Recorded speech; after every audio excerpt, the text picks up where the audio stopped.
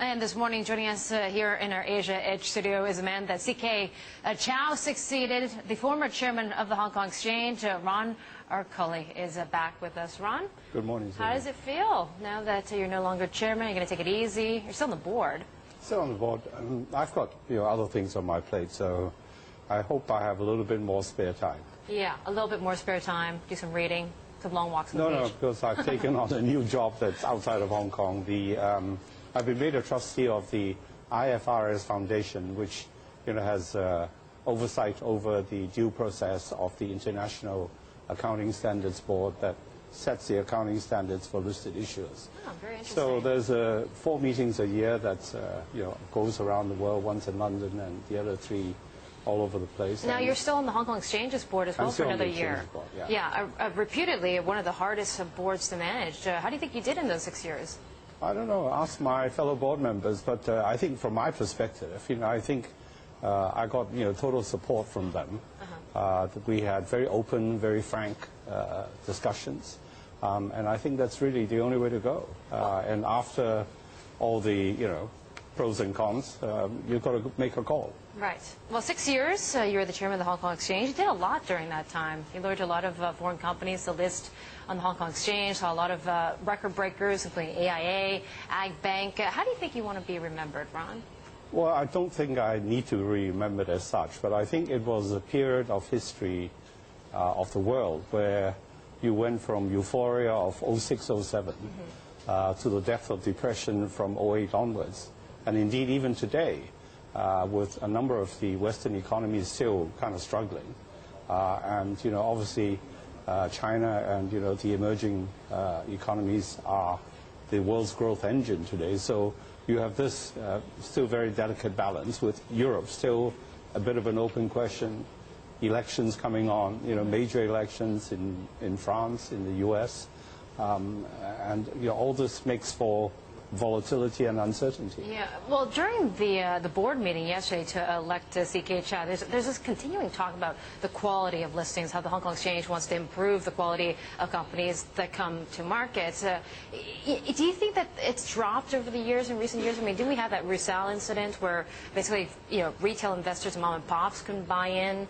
And now this also the scandal over Mega Capital being stripped of its corporate financing license, basically. So do you feel that the quality and the oversight from the Hong Kong exchanges has deteriorated in recent years? I don't believe that has happened, because I think, from the listing committee, which are independent people, to the listing division, to the board of directors, management, and the whole exchange, we are a very firm believer that a quality exchange attracts quality company.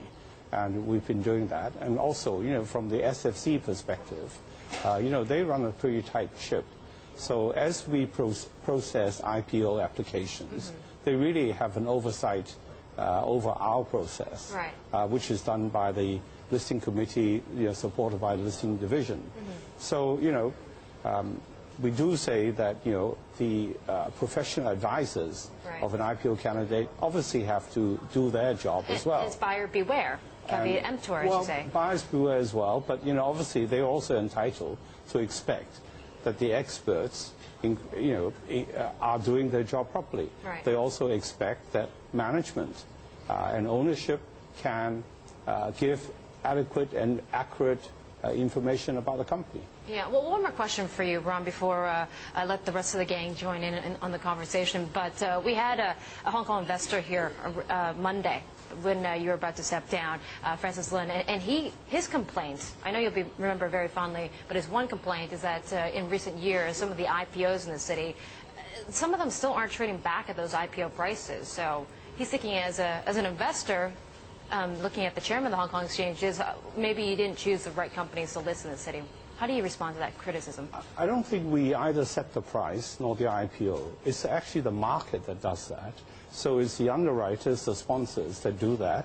And if the investors look at it and say, I'm sorry, guys, this is just too rich, don't go for it. So that's why we always keep saying that, in terms of the investors, have the last say. They have the last choice. And they need to spend a little time, understanding the industry, understanding the company. Okay, Ron, I'm going to let the rest of the gang. We're going to have Ronald Arculli, the former Hong Kong Exchange's chairman, joining us on Asia Edge, and he'll be talking to us with the rest of the group. Welcome back to Asia Edge. Sign up for our all-in discussion. And joining us, of course, we got John and also David, and the former chairman of Hong Kong Exchanges and Clearing, Ronald Arculli, still, by the way, a board member and director. Ron, I was taking a look at some of the pay scales here. Didn't the board also allow the chairman's pay to be doubled, so a whole 900,000 Hong Kong dollars? No, the shareholders. The shareholders. Yeah, the shareholders voted that too. Different to Dick Grasso, isn't it? Yes, who was paid up for how much was he for the New York Stock Exchange? 200 million plus, wasn't Yeah, it? when he's at US? 100 plus million. Yeah, how did you live off the salary, Ron? Why do you think I took up the job in the first place? I looked at Grasso and say, hey, there's a lot of upside. A lot of upside. You know, different job. And you said that it's seriously. already been doubled. I mean, it was originally $550,000 last year. Yes, that's right. And yeah. then originally you said it was like 200,000. You know, I think, Susan, what we did was that we did a review ourselves, and we also had external consultants to say, look, it's getting very competitive to get the right people to do the job. And, you know, it's not just Hong Kong companies, it's international companies that are coming here. So I think some of the, you know, on the high side, you know, you have companies listed in Hong Kong paying board members 2 million plus Hong Kong a year. Tim Cook was paid $380 million last year. US. Hey, listen, if you are making $11 billion a quarter, I think Yeah. it's entitled to it. Fair enough, fair enough. But so we did that, and this was the numbers that came out, which I think is a reasonable number. Ron, how hard is it to attract companies to come to Hong Kong? How competitive is it? In 2010, AIA was a fantastic year. Since then, it's been a bit tougher. But for Hong Kong, why should they come here? How hard is it? Well, I think we have a natural advantage over some of the other markets, but we also have some disadvantages. I mean, say, for instance, there are companies that would like to get on the index if they're big enough, et cetera, and all that. Here, we don't have that ability, not that we necessarily want it, but, you know, that could give you, you know, the edge. If you're equal and everything else, you might get an advantage that way. There is talk of maybe you having to merge with maybe the LME. Do you think the Hong Kong Exchange has to merge to stay ahead of the game? Yeah, and what happens longer term with Shanghai as well, I think? I think as far as other exchanges are concerned, I think, you know, our position really over the years have been quite simple, quite steady, to say that unless you feel that there is synergy and that there is, you know, commercial benefit or there's a good strategic reason, you know, all the attempted mergers over the past few years have really, you know, wound up not so successful in that sense. The ones that have got together, some of them are still working it out, but, you know, CME is one success example. Others are perhaps less successful. Well, you have both examples, both sides, really. And, you know, I guess I wanted to ask you, let's assume it's organic growth moving forward. Is it still going to be Chinese companies that's going to drive? No, I think if you look at our composition today, I mean, the Chinese companies are probably about 55–60% of our market cap.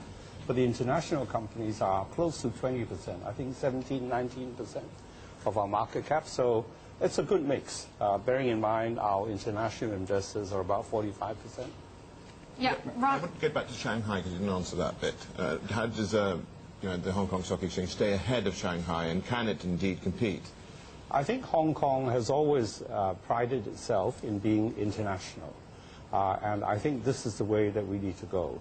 And we need to remain. And that's why you are competing, you know, with New York, you're competing with NASDAQ, London, and so on. I wanted to ask you about Shanghai, so we were on the same thread. You know, it's been a while because they've been promising that they'll let foreign institutions list on the exchange. Are you surprised that by now, in 2012, that still hasn't happened yet? Well, you know, I know that they are quite keen on it. And I think, you know, obviously, you know, in terms of the priorities and, you know, the market itself, I mean, the Shanghai market or the mainland market has been going through, you know, a bit of gyrations, and, you know, they are still less than half of their peak prior to the 2008 crisis. So I don't know whether that actually, you know, has influenced the speed of the program. But the international companies wanting to go to Shanghai, obviously, in part because they want to expand their businesses in China, they want to raise renminbi instead of bring in, you know, their own dollars and convert. And It's also vice versa here in Hong Kong as well, because you're looking for more of these renminbi listings, like Hui Yuan Right. from Li Ka-shing. He did the first yuan. and the fixed income and all that. Yeah. But that's going to be the focus for the Hong Kong Exchange going forward, right? You want more of this yuan, RMB But business. all that is, towards the relaxation of capital account control, internationalization of the renminbi. So when that happens, I think we will have a natural advantage as the offshore center. Ron, what are you going to do next? Well, I will carry on doing what I'm doing now. I've taken Not on running the Hong Kong Stock Exchange. No. That was 2 days ago. That was 2 days ago. I will continue my chairmanship of the World Federation. I've taken on a new job as a trustee of the International Financial Reporting Standards Foundation, which has oversight over due process of the International Accounting Standards Board, which sets the accounting standards for listed issuers. So that's quite a demanding job. So retirement really isn't part of the option.